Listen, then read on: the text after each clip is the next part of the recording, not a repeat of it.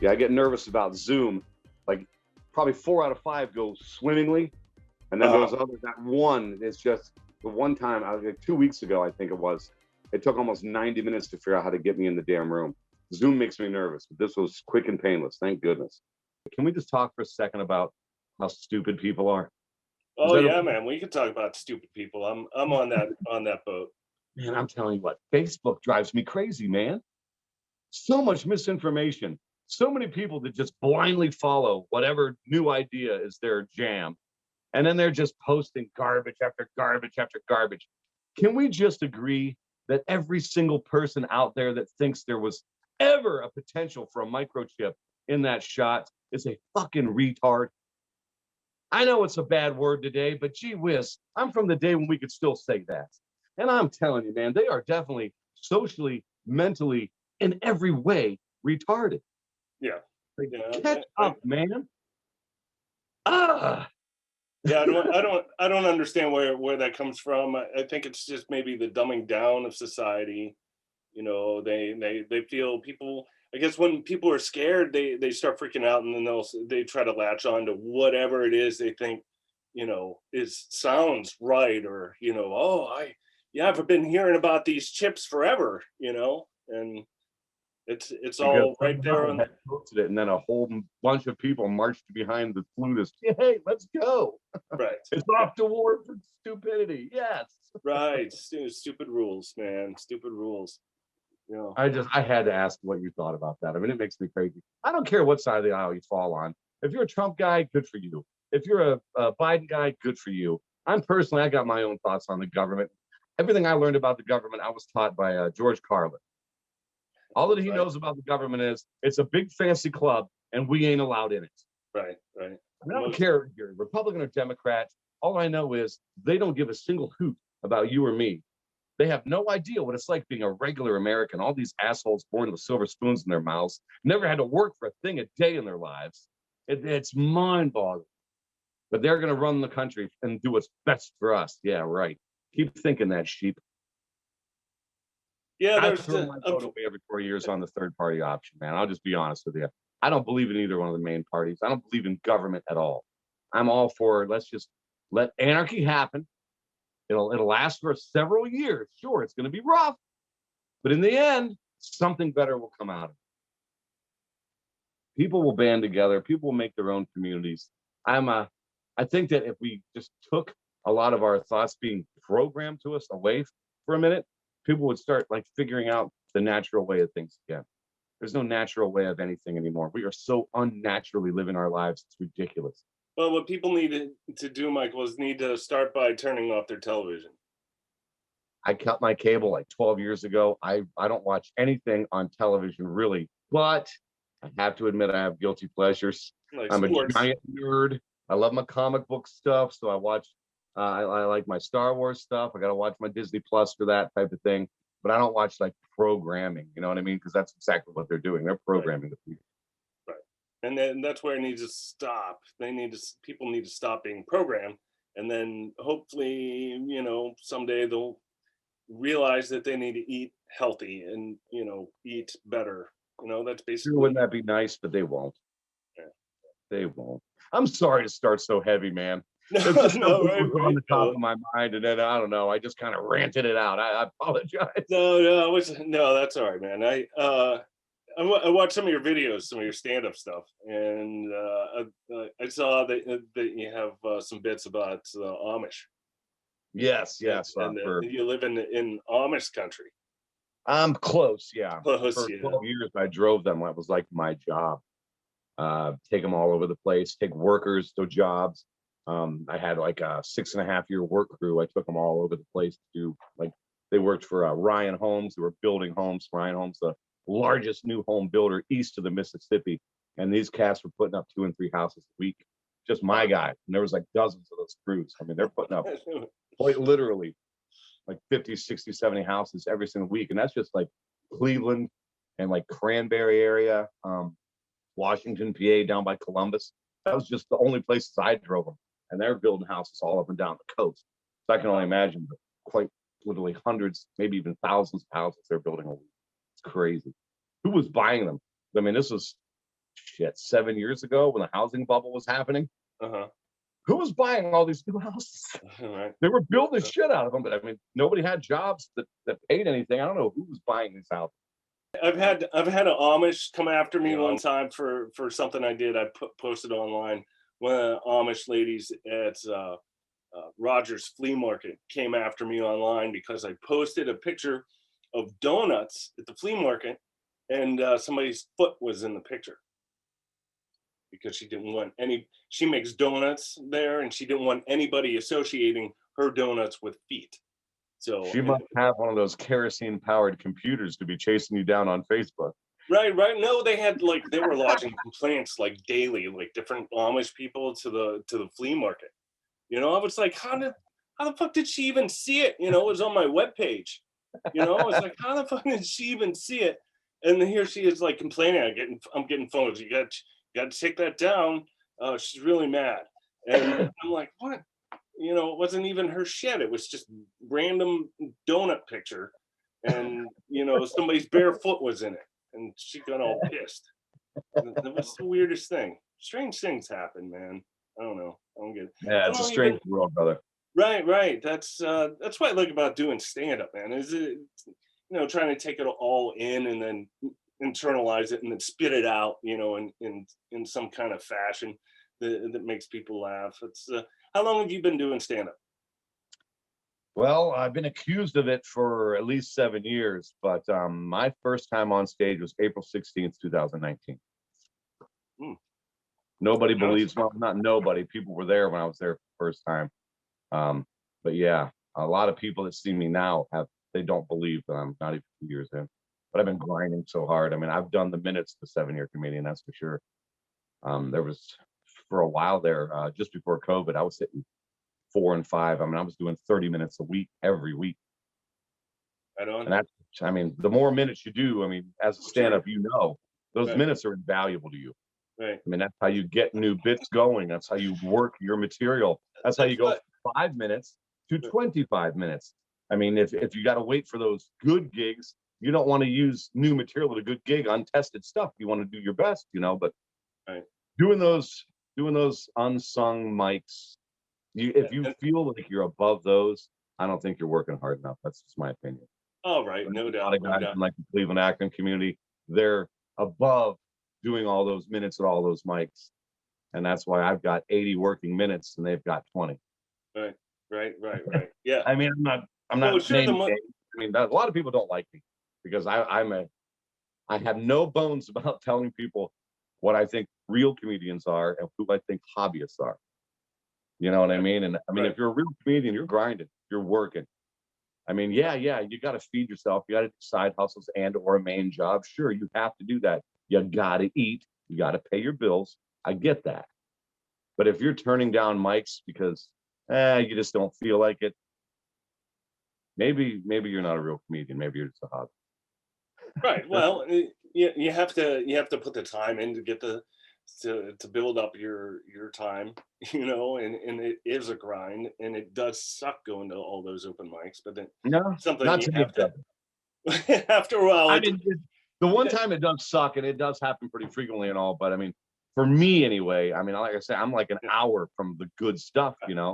So I'm hitting, an hour each direction. That's 2 hours of my life gone for a 10 right. minute set. Oh yeah. And then when it's just like the other four comedians, maybe their girlfriends, boyfriends, and if I'm lucky, 2 or 3 people in the crowd too, that's kind of sucky.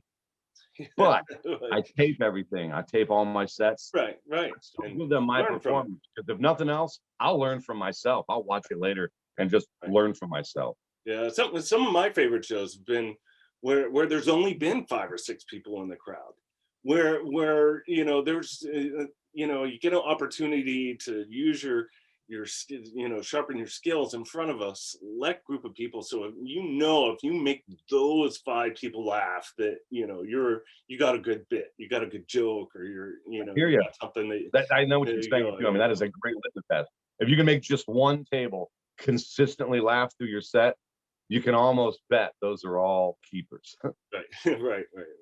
Yeah, Dude, I just did that a couple weeks ago at Mansfield. I love Mansfield. It's a lot of fun. It's a fun town. fact, I'm starting to call it Fansfield. I got fan club people from all over Mansfield, my Fansfield now. I've been there 5, 6 times. I was headlining there a couple weeks ago. I'm going back February 27th. A little place called Angie's Last Call. It's a bar show. So it's not the most pinnacle headline, but still, anytime you can do 30 or more minutes at once, man, cherish those babies. Especially if they're going to throw you some shekels for doing it. Right. Yeah. People won't think that when you get into comedy, you're like, man, I'm going to be Dave Chappelle. I hope those folks well, but I also hope they finally come back down to earth a little bit. I mean, I came into it knowing full well I was very likely going to be broke. Living that dream. Dream. Never been more broke, man, but I've never been happy. Yeah. Looking forward to the summer, though. Do you think we're gonna have like what I'm working on is building some outdoor gigs, doing some like festivals and stuff. So have a larger, more than the bar show, larger, larger crowds, but I guess spaced out. It's gonna have to be that way, I think. So. Last year in April, I was supposed to do a music thing. It was like Zombie TV Fest, something like that, over in Lima, Ohio. A bunch of heavy metal bands and horror podcasts and things like that. And then I'm familiar with it. And I was thinking, this is going to be a real test. You know what I mean? If I can get up there and slay, then I'm definitely working and doing good. But I was just thinking to myself the entire time, this is going to be a hellish nightmare, because one of these things is not like the other. Right. Yeah. Right. We're here to scream, not laugh. Fuck you. I mean, I was really expecting to get hit with a bottle, but the whole thing got canceled. Thanks, COVID. Appreciate you. Right. Yeah. Yeah. I had a lot of shit canceled too. It was a bummer. But that sounds hilarious. I've never done like a music festival, like open or like in between sets or anything. It's something I'd like to try, I guess, because it's, like you said, it's a challenge. And if you're doing stand-up comedy, you like a good challenge, and you like go for moments like that where you can, have somebody throw a bottle at you, and hopefully it doesn't kill you, but it's a good story and you can, take with you somewhere else. Talk about. Right. Yeah. I've been to some really shitty spots. Watch people just eat shit one after another. Right. And this is all just tips for like upcoming comedians, really, is all I'm giving you. Be an amateur psychologist. Watch what the other people in front of you are doing. Don't be outside in the parking lot getting high. Wait till after the show for that. Watch what was working, watch what's not. Pay attention and then do the things that were working. Or just do you and don't worry about it, I guess. But you got to really have some presence if you're going to do some things that you saw not working, obviously, and then try to go in there again. It won't work. Just a heads up to you. But you can try. It won't. They didn't like it the first time, especially if you thought it was well written and good. You know what I mean? Yeah, when somebody does a joke and it's like they just stuck their head into a fan, and then the guy comes up behind them and does the same thing or whatever. Yeah, I'm with you. People like to follow each other off the cliff. Sometimes comedians get lemmings. Yeah, well, what would I say? They're certain people. Not everybody can be a comedian. And not everybody's really successful at it, and certain people have certain, they have their 15 minutes or whatever, and then they kind of, peter out. They don't want to stay in the game or whatnot, because it's a lot of work, not only just to keep yourself going, and but now with the way shit is. But I'm working my ass off, man. Every time I go to a new place, I get at least 1 or 2 new fan club members. I have a website. Yeah, that's www.michaelcopenhavercomedian.com, spelled just the way it says right there. My name is under my face, right? It is now. Yeah, it is now. Yeah. Thank you, Mr. Producer. And your website.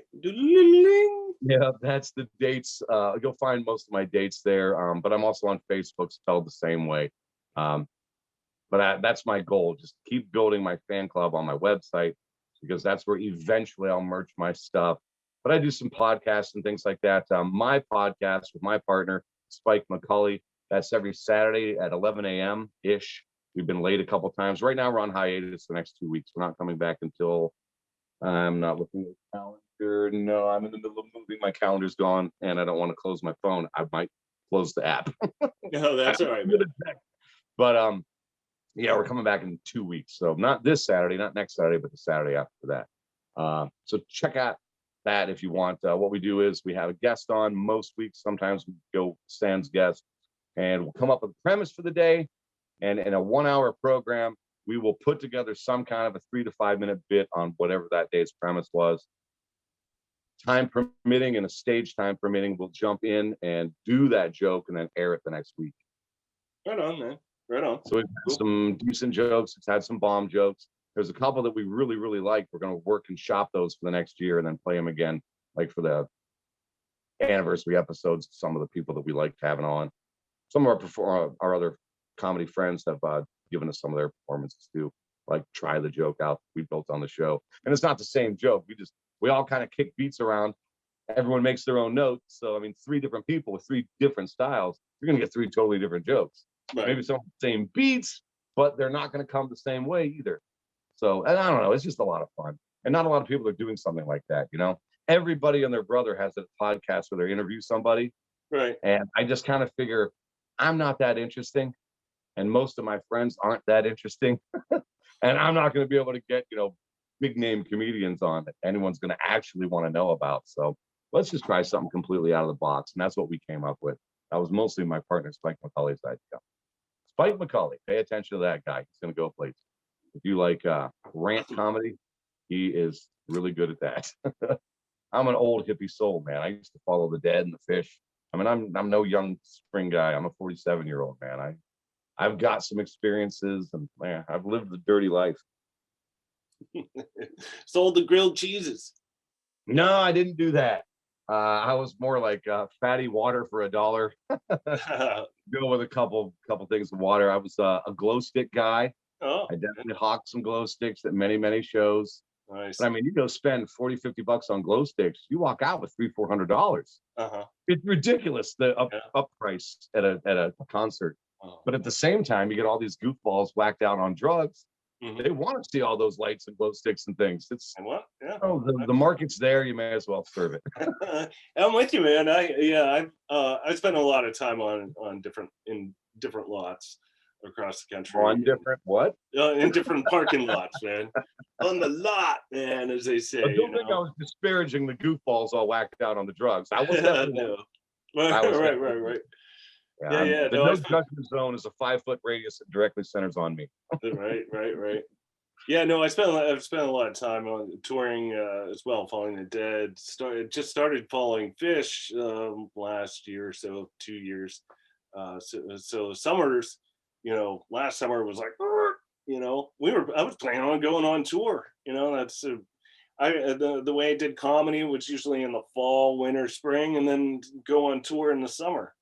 And just follow the music scene, because comedy. It's been a long time since I've actually been able to tour. Like I said, I kept a pretty rigorous schedule. I mean, right before comedy, I was working on the average at least 70 hours every single week. I was living in my vehicle, just hauling Amish, and then on the side doing little side gigs and things like that. Like I've got a strong background. I did a lot of years in construction, so I've been doing some of that again lately, just to try to keep food in my belly. Honestly, I've never been more broke in my life. It's no lie, but I've never been happier. I mean, right. Also, not a lie. It's crazy. Like I was stressing myself out so much, and leaving all work and no play. You know what I mean? Right up to comedy. Sure. I was throwing. I'm telling you all true stories here. I was throwing up blood 3 to 4 times a week, every single week. Thanks. I went on stage April 16th, 2019. Haven't thrown up blood one time since. Well, congratulations, man. That's great. That's weird, isn't it? You think it would like taper off? Nope. It's just like overnight stop. It's like, man, I don't know. I know I'm doing what I'm supposed to be doing. That's for sure. I found my calling.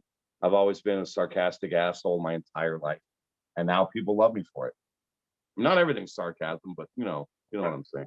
You know what would be fun? And since you're ahead, I'm just going to run it by you. And if you want to do this, let me know. If you don't, I mean, that's cool. But what if we did a tour, pick a band, we'll go on tour and we'll do after show shows from the lot Right. Yeah. or from the campground. Well, from the I mean, campgrounds probably would be better. I physically, mean, have to.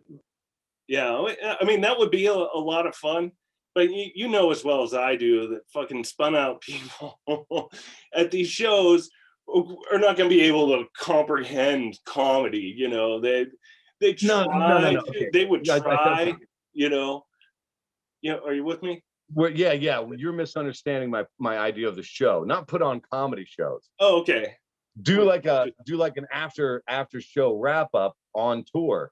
Okay. Like the concert's over, we're hanging out on the lot. Oh, I see what you're saying. Do like lot interviews. What did you think of the gotcha. show? Right. And then right. those spun out people are going to give you some really wild. Right. content in Okay. there. Yeah. And yeah. That would be fun. I hear you. And I think that people would watch that. Yeah, that would yeah, it would be fun. I think that and I've kind of thought about doing something like that, but then there's the camera gear and the shit like that. So and then trying to have a good time myself. So but having somebody to help do it, yeah, that would be all right. Yeah, that'd be fun. Yeah, we'd have to take like that's through. Yeah, when that shit comes back together, we definitely take a look into that. But I don't think there's going to be any summer tours. I don't think the Dead or Fish or anybody's going to tour this summer. Not this summer. At least, yeah. So. But yeah, just to run that by, I think that would be a lot of fun. Yeah, definitely not a comedy show in a fish lot. Yeah, it was like but I've seen like a couple comedians did like a Tool tour, where they followed Tool around and they did a show somewhere in that area. I don't think it was that night. It was either like the night after or something like that. I just don't, and anytime I can get on stage, I'm there, but I'm not going to, set myself up for failure. That's for sure. Yeah. I know exactly what you mean. That, I know exactly what you mean. Everything, when I put shows together, they usually end up being standing room only, and that's that's the way I want it, and I can't say I get disappointed if that doesn't happen, but I like performing in front of people for sure. Absolutely, I get it. But at the same time, I mean, you do enough crappy rooms, and then when you do get that good room, you're so appreciative of it, and the people can feel your appreciation when you give them that energy. You know what I mean? Right. Yeah. That helped me. Have you done anything virtual since COVID started? No, not as like doing material or anything like that. No, I haven't done. I don't. For me, doing stand up is about the energy in the crowd. So sitting here and talking or just going over my routine is, just like practice. And there's no energy that comes from it, so there's not a whole lot that I would. I know exactly how you feel, and that's the way I looked at it too. But at the same time, for like three or so months here in Ohio, there was nothing open. Right. And I had to flex that muscle again. I was afraid if I didn't use it, I was going to start losing it, and I was kind of losing it. Right. I mean, I was, like I said, I was killing it 3, 4, 5 nights a week, every single week, and then COVID happened, just as I was getting my traction happening, and then killed me. I really started getting into doing more competitions and things like that. Not that I think they matter; they really don't. Take that advice. I mean, anyone listening out there that's new in comedy, those contests don't mean a goddamn thing, unless it's a regional contest, like that's judged by industry pros and things like that. Those contests matter, and those are the only ones I'll do now. That's what I was down in Georgia for in November. It was the 11th annual Savannah Comedy Review. This year they weren't, but they've been partnered up with Comedy Central, HBO, and a bunch of other folks in the past.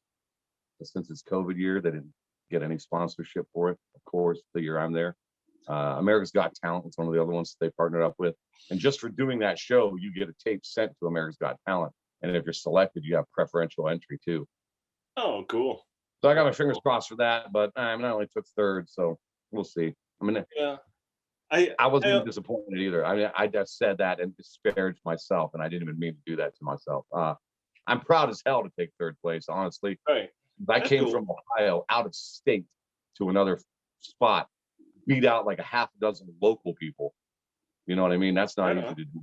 They always want their local scene to show out, But the idea is be so goddamn good, they can't not put you in.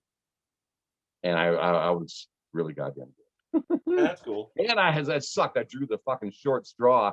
I had to open the show. And Nice. Not disparaging the competition or anything, but I'm telling you, I got Jude, man. I got Jip. This guy who ran the thing, the host rather, the guy who hosted it. Here's what I got. Well, we're starting a little bit late, so let's just get right into it. Here's your first comedian. No warm up whatsoever. I was the warm up. Oh, was I warm up? I was so pissed. It's like, dude, are you kidding me? Right. Yeah, but I swallowed it all. I'm a performer, man. I swallowed it all. Went out there and gave him my best. Right. And I walked away with third. Right. Nice, man. That's that's admirable. Because I host a lot of shows, so I know what it's like to walk out to a cold audience and have to, win them over. So taking third, that means you did a hell of a job. Yeah, I'm proud of that. Most of the time, by the end of the show, they forget who went first.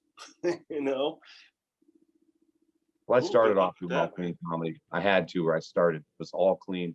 Couldn't say the F word. Couldn't get graphic with anything.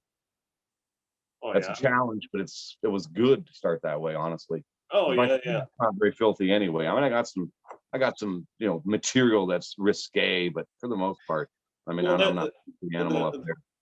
The worst part about I think open mics is watching the new people coming in and think that's what they gotta do, dick jokes, and they gotta, it's masturbation, and it's all, that they gotta be blue. And I was guilty of it the first time I went on stage. I tried to tell a blowjob joke in front of my mother, and oh my god, that was, it's just terrible. I was like, what the fuck was I thinking?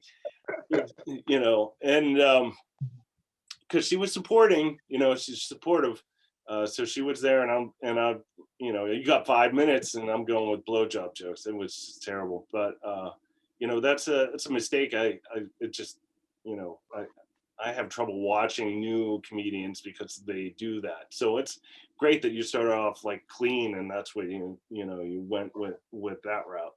Me, that's one of the worst things about telling people you do stand up, is that they're like, oh, I got this joke for you, or they want to tell you a joke, and then, it's terrible. And they're like, oh, you can use that. You're like, no, I can't. Read it off the internet. It's not something that you can use on stage. People don't. And they're like, do you write your own jokes? I'm like, yeah, well, fucking yes. Who doesn't write their own jokes? It's Carlos Mencia. Yeah, well, yeah. I mean, you got some hacks out there that steal them, but and that's terrible. You get, because every subject's been covered, every single one, pretty much, except maybe what's going on today. Right. Every subject's been covered, and so, but to take somebody else's exact verbatim shit is just insane to me. I don't know how somebody could do it and then go up on stage and claim it as their own. I've seen it for myself. Some comedians do it, and I'm waiting for the day how they can do it to take one of my jokes.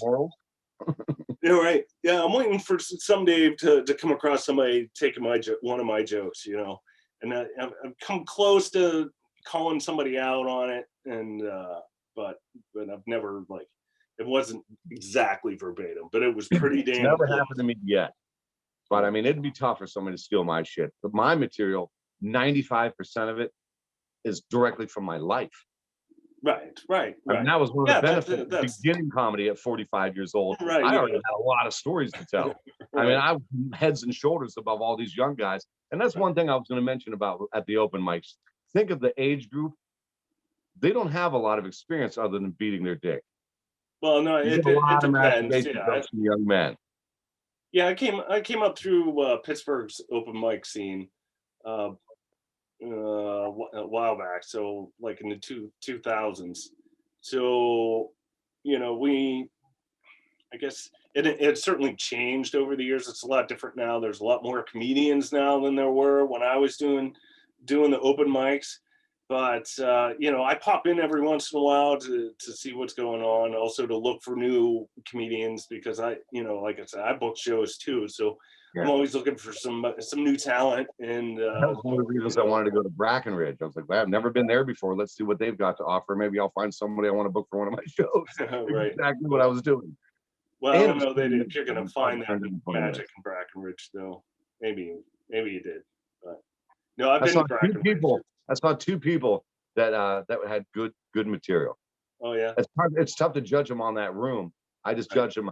But see, that's the thing with me. I don't have to think you're funny to book you. right. You're right. Yeah, Yeah, I I mean, understand what you're comedians saying. are like mayonnaise. That's what I always say. Comedians are like mayonnaise. Not everyone likes mayonnaise. Yeah, right, But what I'm watching for is, did the crowd like you? right. Was And the make it material smart? Was right. it, was it good material? Did you perform it well? Do you have stage presence? Do you belong up there? You know what I mean? Just Right, checking all the boxes. Like, yeah, I would book that guy. right, I don't think he's funny, but right, they do, and that's all that matters. right. No, I like dark comedy. It's tough to get me to laugh. Mm. Oh, well, boobs are funny, man. Yeah. Poop. Poop. Oh yeah, poop's funny. Shit. Yeah, I talk about shit The too. thing. I mean, Poop, shit. Yeah, my girlfriend, like, she was like, when she first seen my like comedy, my first, like, one of the show I did, she came to. She's like, you talk about shit a lot. I'm like, well, it's funny. Poop's funny. People laugh. It's dog yeah, shit, baby shit, people shit, whatever. Got cucky on your hands. It's funny. People laugh. Yeah. yeah. That's not the crux of my stuff, though. That's the thing. It's just, it's one of my most fun fives. The way it flows, I kind of got to do the public diarrhea bit. Mm, Just the way that it flows. mm. But yeah, I'll send you that clip. Let me know what you think. No pun intended, right? Yeah. It says diarrhea is hereditary. It runs in your genes. Nice. But yeah, man, That's good. my material comes out of my life. I talk about all sorts of stuff. I mean, I used to do a lot of stuff about relationships. I kind of got out of that, especially right now. I tried partnering around with some relationship stuff last night, and it was bombing horribly because I'm going through a breakup recently. A couple days before New Year's, she moved out, and it's just, I don't know. I'm still bitter. Hmm. Right on. So I found last night just how bitter I still am. I was like, yeah, Right. Oh yeah. I read myself. It wasn't coming out fun, and I jumped right out of it and switched to something It's- else. Gone right back again. I mean, yeah. What but are for you a minute there, it was about to be hell on fire in that right? place. You just something goes off in your head and you just start snapping and just start ranting. I've done that a couple times. I just start ranting. I'm like, "Fucking rah, rah, rah, rah, rah," and they were like, "Whoa, yeah, wait, comedy, jokes, funniness, yeah, right, come back, And I pull it back." stopped everything. I was like, wow, you know what I just realized? I'm still not ready to start talking about that relationship yet. Let's go on to something else because this isn't Right, fun anymore. And they started laughing at that. They were like, right, oh, thank right, God. He was right. about to go berserk. You're right. I Nice. don't know. Being See, it's nice self-aware recover. is critical in comedy. Being self-aware. I mean, Yeah. knowing in the moment what you're doing, but also being able to let everything go in the moment too. Like if you got something shitty going on in your life, if you don't want to cancel the show because you want to be a professional, just make sure that all that personal stuff that's no matter how hard it is to do, you just got to let it go for the minutes you've got. Oh Then yeah. go back to Right. sorrow or whatever it is. But if you can't separate all of that and just become Showtime you, then you're probably better off just to cancel because you're probably not going to get asked back anyway if you can't let that stuff go and it just ruins your whole set. Oh yeah, no doubt, no doubt. But the more you do it, the more once you probably once you reach the professional level of stand up, you know that. So you got to be able to put all your you know personal stuff, or especially if you got a big gig. You're doing a charity gig with 300 people there, and shit's going wrong. You got to walk out there and just be like you're on fire, and then you're the man. So yeah, you gotta tuck that all away. Like Man, I've never had a like problem with most that. jobs too. Man, I never had a problem with that. I think I'm probably a borderline sociopath in a lot of ways. It's like, feelings don't really get to me. It's like, yeah, I had a terrible day, but I don't know. When I'm on stage, man, I'm home. Do you Right. know the feeling I'm talking Oh about? yeah, I know what you're talking about. Yeah, sure. And it's Yeah. like when it's over, I miss it, Mm. but not like you miss cocaine or probably heroin, I imagine. Mm. It's not like that, but it's I can do without, but not for 3-4 months at a time. No way, man. That was really starting to kill me when COVID first started. But I've been really grinding since too. I mean, once things started opening back up, I was back to doing as many minutes as possible every single Yeah. week. Nice. People give me a lot of shifty-eyed looks, like, man, how are you going to be out there exposing yourself all the time? That's my choice. Right. You don't Yeah, have to like. it is your choice. Yeah. And the same way I feel like I myself am not doing shows. I'm staying away. I did one in December, and it went over well. It's great. They wanted to do another show, but I was like, I just, I talked to a couple other comedians. They're like, well, I'm not going out. I'm not doing shows. So I kind of put myself in that too. I'm like, I just, what's going on now? I don't want to be the person that gets some school teacher sick or some nurse sick because it came out to my show or something. So, and I don't want to get myself sick either. So I'm just gonna kind of hold off a little bit and try to do Well, I something get else. it, and I don't think badly of those folks either. I mean, that's your choice. So like, I make my choice, but I mean, you're also probably not one of the ones complaining about how much you. Well, Uh-oh. sorry about that. I had a No, no, phone no. call. Who are your influences? Who would you say is on your Mount Rushmore of comedy, as they would say? That's another show I'm going to start doing once a month. It's going to be called Mount Rushmore, and the first one we're going to do is Mount Rushmore of comedy. So, just out of curiosity, what's your Mount Rushmore of comedy? Wow, that's a tough one. It is. Yeah, that's a tough one. Damn right it I is. mean, just throwing at you because I've a lot of influences. I grew up in the '80s, and grew up in Pittsburgh, and my old man loved TV. So he, like, as soon as cable came out, he was out there helping them hook it up, and we got all the channels. So I had HBO, so I got to see all the the great comedians like Carlin. Growing up, I loved Carlin, and I like. Is Carlin the goat? Yeah, I don't know that there is a goat. I don't know. Because it's so I can't. subjective. I have to tend to agree. Yeah, I He's my can't. personal goat. I Uh-huh. think Carlin was the best. Right, But right. then again, Chappelle, man, holy shit, is that man funny Yeah, he's a and funny just guy. brilliant, Right, right, like Carlin. You know what I right, mean? right. Yeah, They're just not they're not the same, but they're so the same. Do right, you know right. what I'm saying? I mean, Yeah, oh they're my, on different kind of levels. Yeah, that's and you hope to kind of reach that plateau, of course. But no, that's not the yeah, inspiration. What you're doing. Carlin, and I liked Rich Little making and because I like making voices and impersonations and shit like that. So I don't do that stuff on stage, but the more I do and I bring that into my personality, the funnier I get on stage. But I don't reach that comfort zone very often for whatever reason. But Huh. so I like Rich Little and Jonathan Winters, Abbott and Costello. Watched all those old Benny I haven't Hill. thought of Jeez. Jonathan Winters in a long time. He Mhm. was really funny, but I never saw his stand up. I only saw him like on Carol Burnett and things like that. Right, right. Yeah, he did just voices, characters, just one right after the other. You never know what he would just sit there and talk to himself for like an hour. It's that's amazing to me. And I liked just and then there was what's the '80s. There was like Bobcat, who was a huge influence. I love Bobcat.